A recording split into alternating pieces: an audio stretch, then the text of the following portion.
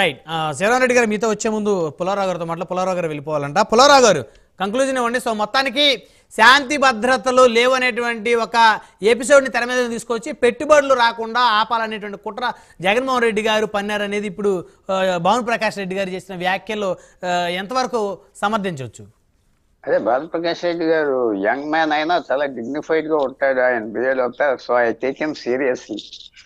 Main thing ఏమిటంటే ఆంధ్రప్రదేశ్ లో ప్రతి రాజకీయ పార్టీకి న్యూస్ పేపర్లు ఉన్నాయి, టీవీలు ఉన్నాయి. ప్రతి అంటే మేజర్ పార్టీస్. అది తగ్గదు. ఇంకా ఈ ఏమంటారు, ఈ మీడియా ద్వారా వాళ్ళు మాట్లాడుకోవటం, మీడియా కొన్ని సృష్టిస్తాయి, లేని కూడా తగ్గదు. అది అపోజిషన్ సడన్ గా మారిపోతుంది అంటే నేను ఎలా ఒప్పుకుంటా?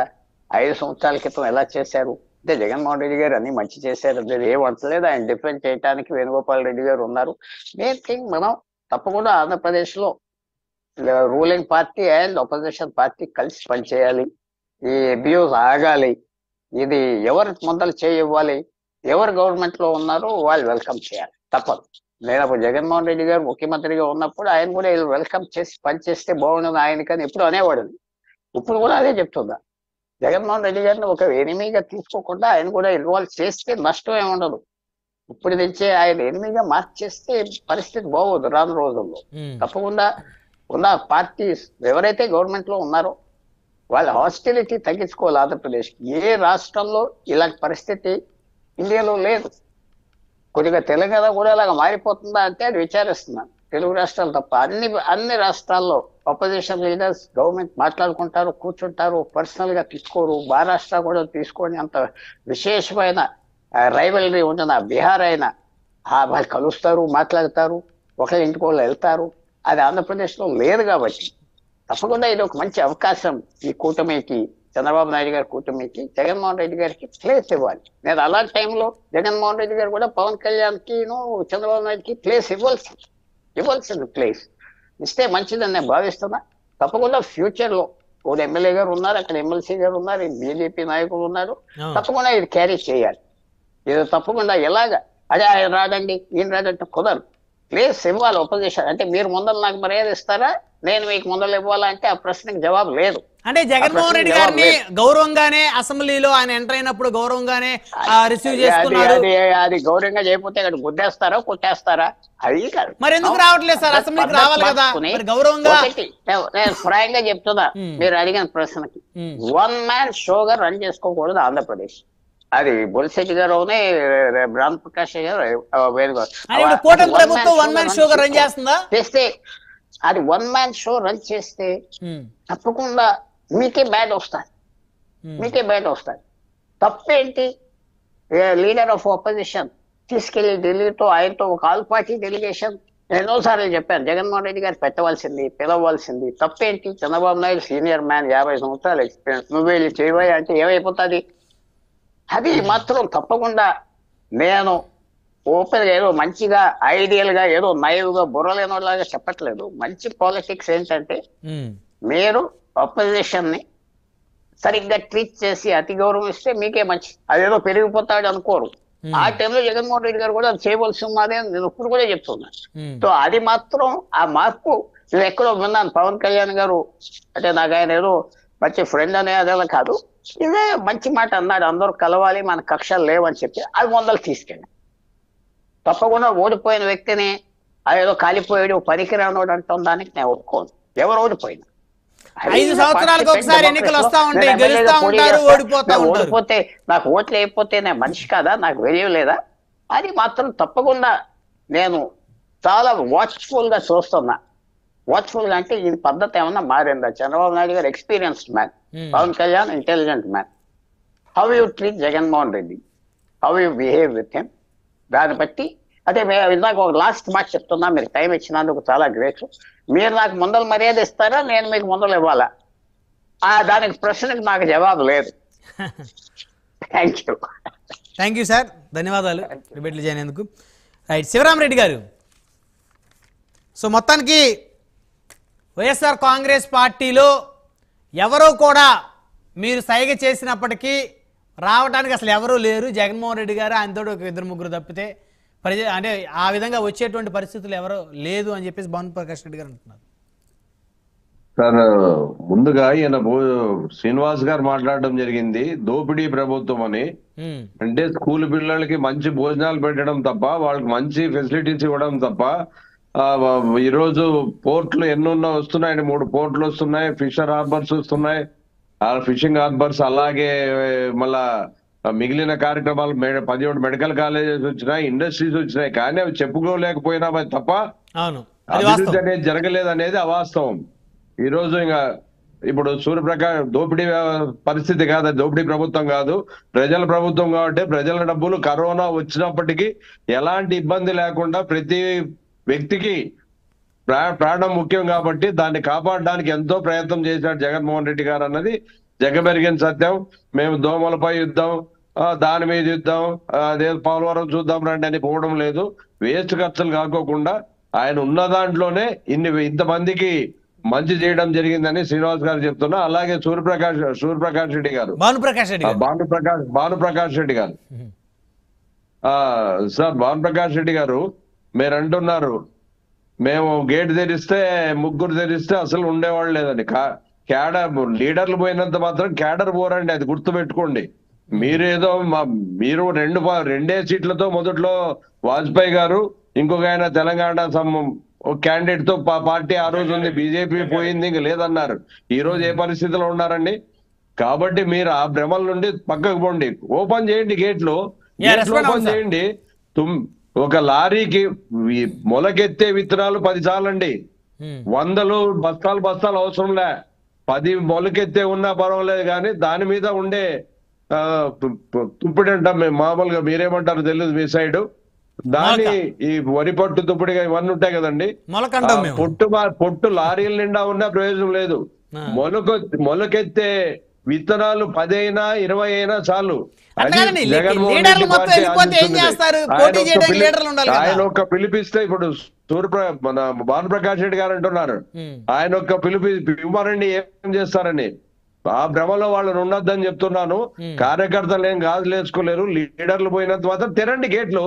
పోయే వాళ్ళు మాకేదో అటు ఇటు పోదామని దీంట్లో ఉన్నోళ్ళు అంతా వెళ్ళిపోతే మాకు మంచి సరుకు వస్తుంది అనేది గమనించాల్సిన అవసరం ఉంది. మేము పోయే వాళ్ళని పట్టుకోవడం లేదు. ఇప్పుడు ఆయన మా ఎక్స్ మంత్రి ఏలూరు ఆయన పోయినాడు, ఇంకా కొంతమంది పోయినారు. ఏ రోజు మేము భయపడలేదే. పార్టీ అనేది ఒక వ్యవస్థ అండి. ఆయన కాకపోతే ఇంకొకరు ఉంటారు. అయ్యవారు పోతే అమావాస్య ఆగదు, ఎవరెవరు వస్తుంటారో అమావాస్య చేస్తుంటారు. మిమ్మల్ని ఒకటి అడగొచ్చా శివరామరెడ్డి గారు ఒకటి అడగచ్చు మిమ్మల్ని? మీరు అన్నారు కదా లీడర్లు పోయినంత మాత్రం మాకు పోయేదేం లేదని. ఆ లీడర్ల కోసమే కదా కాంగ్రెస్ పార్టీ నుంచి ఎంతో మంది నాయకులు మీ పార్టీలో తీసుకుని వచ్చింది. ఆ రోజు ఉన్న కార్యకర్తలకు సీట్లు ఇవ్వకపోయారా? కాంగ్రెస్ పార్టీలో ఉన్న మాజీ ఎమ్మెల్యేలు తెచ్చుకుని ఎందుకు సీట్లు ఇచ్చారు? లీడర్లు లేకపోతే ఎలాగా? లీడర్లు లేకుండా పార్టీ మనుగడ ఎలాగా? కాదు, తెలుగుదేశంలో గతంలో 2014లో పోటీ అయినప్పుడు ఎంతమంది కాంగ్రెస్ నుంచి పోయిన వాళ్ళకి సీట్లు ఇచ్చారో ఒకసారి తెలుగుదేశం చరిత్ర చూడండి. మొన్న కూడా ఆయా పార్టీలు వచ్చిన వాళ్ళకి ఎవరికి ఇచ్చారో మీరే చూడండి. ఈ రోజు వాళ్ళు ఎవరు వచ్చారని కాదు, ఆయనకి నెల్లూరు జిల్లాలో కావచ్చు, ఒంగోలులో కావచ్చు, అలాగే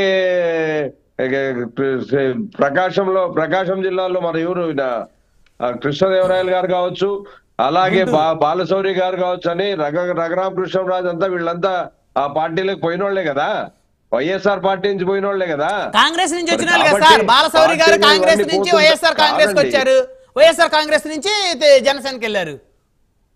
ఎవరండి? మీరు తయారు చేసిన ప్రొడక్ట్ ఏం కాదు కదా. బాలశౌరి గారు కాంగ్రెస్ పార్టీ నుంచి ఆయన వైఎస్ఆర్ కాంగ్రెస్ కి వచ్చారు, వైఎస్ఆర్ కాంగ్రెస్ నుంచి జనసేనకి వెళ్ళారు. మీరు స్వతహాగా తయారు చేసిన లీడర్ కాదు కదా. మామూలుగా వాళ్ళ వ్యక్తిగత దీని వల్ల వాళ్ళు పోతుంటారు. పోయినంత మాత్రాన పార్టీ వీక్ అవుతుంది అనేది కాదు. ఒకసారి మా పరిస్థితులు బాగాలేకు కొన్ని అనివార్య కారణాల వల్ల కొన్ని జరిగిండొచ్చు. పవర్ పోయినంత మాత్రాన మేము వీక్ అయిపోయినాము, గేట్లు తెరమనండి, రోడ్ల మీదకి ఎవరు వస్తారో చూస్తామని భానుప్రకాష్ రెడ్డి గారు మాట్లాడడం అది మంచిది కాదు. మీ చిత్తూరు జిల్లాలో ఉండొచ్చు, ఎవరు రాకుండా. ఎందుకంటే రాయలసీమలో ప్రత్యేకమైన చిత్తూరు జిల్లా, చాలా మేధావులండి వాళ్ళు. ఎప్పుడు ఎలా చేస్తారో వాళ్ళని ఈ 4 జిల్లాలో చిత్తూరు అంటే కృష్ణా జిల్లా ఎలాగో అలాగే చిత్తూరు జిల్లా కూడా చాలా మేధావులు అనేది ఉంది వాళ్ళకి. ఎందుకంటే ఒక పక్క కర్ణాటక, ఒక పక్క తమిళనాడు, ఒక పక్క ఆంధ్ర, ఈ 3 రాష్ట్రాలు బార్డర్ లో వీళ్ళంతా ఎక్కువ మంది కలుస్తుంటారు. కాబట్టి మా రాయలసీమలో ఉండే వాళ్ళకంటే మేధా సంపత్తి వాళ్ళకి ఎక్కువ ఉంది, మేము కూడా యాక్సెప్ట్ చేస్తాం. అలాంటి పరిస్థితి మిగిలిన 3 జిల్లాల్లో ఉండదండి. ఒకవేళ ఈ రోజు ఏదో మాట్లాడినారు, ఈవీఎంల ప్రాబ్లం అంటున్నారు, అవన్నీ మేము చెప్పదలుచుకోలేదు. కానీ ఓకే ఓటమి అనేది వచ్చింది, యాక్సెప్ట్ చేస్తున్నాము. మేము చేసా చేయకపోయినా ప్రజలు యాక్సెప్టెన్స్ ఇచ్చినారనే దాన్ని ఎలక్షన్ కమిషన్ యాక్సెప్ట్ చేసినప్పుడు తప్పకుండా దాన్ని ఎవరైనా యాక్సెప్ట్ చేయాల్సిందే, చేయకపోయినా ఉండాల్సిందే. కానీ భానుప్రకాష్ రెడ్డి గారు అలా మాట్లాడడం మంచిది కాదు. ఆయన కూడా రెచ్చగొట్టి మేము అప్పుడు ఓపెన్ చేసింటే, మా గేట్లు ఓపెన్ చేసింటే ఎవడు ఆ పార్టీలో కూడా ఉండరు. టీడీపీలో ఉన్న పరిస్థితి లేదు. అప్పుడు జనసేనలో కూడా చాలా మంది వస్తామన్నారు. కానీ ఎందుకు ఓపెన్ చేయలేదండి? ఎంతమందిని టీడీపీ నాయకులు మీరు తీసుకోలేదు? ఎందుకు ఊరికి అబద్ధాలు చెప్తారు? ఇంతకు ముందు వారు మాట్లాడుతూ అన్నారు, మేము చేసిన మంచి పని ప్రజల్లోకి తీసుకోబోలేదు కాబట్టి ఓడిపోయామన్నారు. జగన్మోహన్ రెడ్డి గారు ఒక సక్సెస్ఫుల్ సీఎం గా లేరండి, ఒక స్టిక్కర్ సీఎం గా మిగిలిపోయారు ఆంధ్రప్రదేశ్ రాష్ట్ర ప్రజల్లో. మామూలుగా ఏ ముఖ్యమంత్రి అయినా సరే తను చేసినట్టు అభివృద్ధి పనుల్ని, తను చేసినట్టు మంచి పనుల్ని ప్రజల్లోకి తీసుకుపోతే ఖచ్చితంగా ప్రజల యాక్సెప్టెన్స్ ఉంటుంది. ఎందుకు 5 సంవత్సరాలు ప్రతి మీటింగ్ అన్ని మీటింగ్లు పెట్టారు, అంత వేల మంది వచ్చారని చెప్తున్నారే? ఎందుకు మీరు ఇచ్చిన అప్పీల్ ని ప్రజలు తీసుకోలేదు? మీరు చేసిన పనులు ప్రజల యాక్సెప్టెన్స్ లేదు. ఒకటే ఒకటి అడుగుతా నేను, మేము అన్ని మంచి చేసామంటున్నారు కదా, ఓన్లీ లిక్కర్ ఒకటి మాట్లాడతాను మీకు. లిక్కర్ లో దాదాపు 99,000 కోట్ల రూపాయలు క్యాష్ ట్రాన్సాక్షన్ జరిగింది. కేవలం 600 కోట్లు మాత్రమే, 99 కోట్లు క్యాష్ ట్రాన్సాక్షన్ జరిగింది, 600 కోట్లు మాత్రమే డిజిటల్ ట్రాన్సాక్షన్ జరిగింది. ఈ రోజు బజ్జీ బోండా, నాతో రమ్మని చెప్పండి, బజ్జీ బోండా కూరగాయలు కూడా డిజిటల్ ట్రాన్సాక్షన్ జరుగుతుంది. ఈ రోజుల్లో 99,000 కోట్ల రూపాయలు ఎందుకు క్యాష్ ట్రాన్సాక్షన్ జరిగింది? ఎక్కడ పోయింది ఆ డబ్బు? మీరన్నీ నేను మంచి చేసాము ప్రజల్లోకి తీసుకోబోలేదు అంటున్నారే. ల్యాండ్, వైన్, మైను అన్నిట్లో స్కాములు కదా.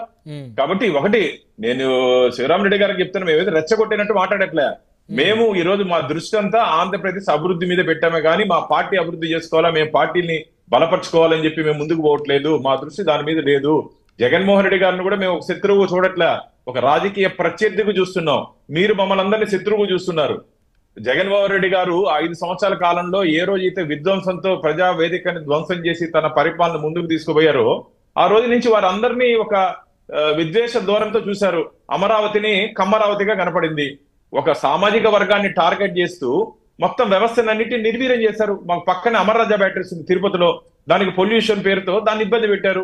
ఎందుకండి సామాజిక వర్గాన్ని టార్గెట్ చేస్తున్న అవసరం ఏముంది చెప్పండి? కాబట్టే ప్రజలు మీకు బుద్ధి చెప్పారు. ప్రజలు, ఆంధ్రప్రదేశ్ ప్రజలు చాలా తెలివైన వాళ్ళు, చిత్తూరు జిల్లా వాళ్ళే కాదు, ఆంధ్రప్రదేశ్ చాలా ప్రజలు అందరూ తెలివైన వాళ్ళు. కాబట్టి జగన్మోహన్ రెడ్డి గారు మళ్ళీ వస్తే ఆంధ్రప్రదేశ్ చాలా ఆంధ్రప్రదేశ్ రాష్ట్రం చాలా ఇబ్బందికర పరిస్థితిలో పోతుందని చెప్పి ప్రజలు మ్యాండేట్ ఇచ్చారు. 164 అండి.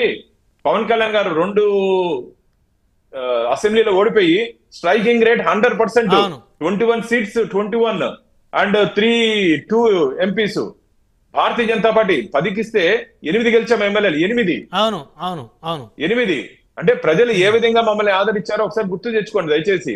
అంటే మీకు అనుకోవచ్చు మాకు 40% ఓట్లు ఉంది కదా అని, తొందరలోనే 4% పడిపోయే ప్రమాదం ఉంది కూడా. ఖచ్చితంగా లాగేది కాదు ప్రజలండి. క్యాడర్ ఎంతమంది ఉంటారన్నా? ఒక 1000-2000 మంది ఉంటారు. ప్రజలు లేరు. ఓటేసే ప్రజలు పర్సంటేజ్ క్యాడర్ వేస్తే రాదు, ప్రజలు వేయాలి. కాబట్టి ప్రజలు పూర్తిగా మా మీద విశ్వాసంతో మాకు అధికారం ఇచ్చారు కాబట్టి వారి నమ్మకాన్ని మా ఎన్డీఏ కూటమి మేము నిలబెట్టుకుంటామని చెప్పి మీ ద్వారా మళ్ళీ వస్తాను మీ దగ్గరికి.